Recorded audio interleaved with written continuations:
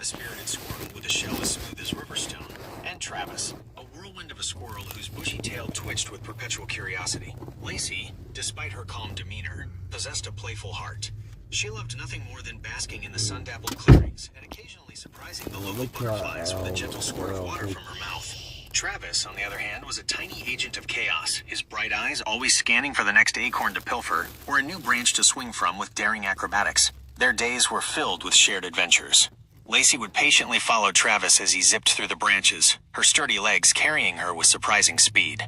Travis, in turn, would often pause his frantic explorations to watch Lacey gracefully glide through the cool waters of the nearby creek, her joy evident in the little splashes she made. One sunny afternoon, Travis's mischievous nature led them to the edge of Farmer McGregor's prized pumpkin patch.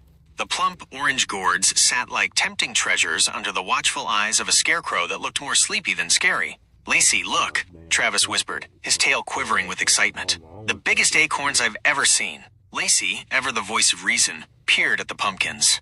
"Travis, those aren't acorns.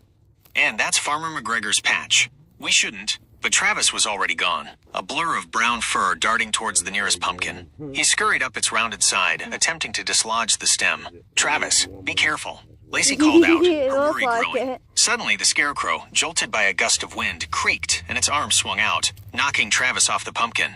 He tumbled down with a surprised squeak.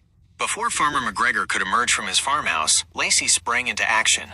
With a focused gaze, she shot a stream of water at the scarecrow's straw-stuffed arm, causing a flurry of straw to erupt and momentarily obscure Travis's escape.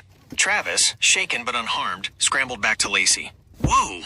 Thanks, Lacey." Together, they retreated back towards their oak tree, their hearts pounding with a mix of fear and exhilaration. As the sun began to dip below the horizon, casting long shadows across the fields, Lacey and Travis sat on a sturdy branch, sharing a real acorn that Travis had managed to find earlier. "Maybe," Lacey said thoughtfully, "we should stick to acorns in the trees."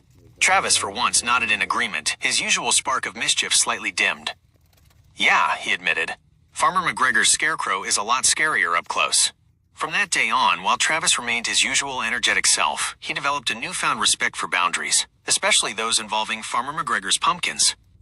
And Lacey, though still the more cautious of the two, learned that sometimes a little bit of daring could lead to exciting, albeit slightly nerve-wracking, adventures with her best friend, Travis the mischievous little squirrel.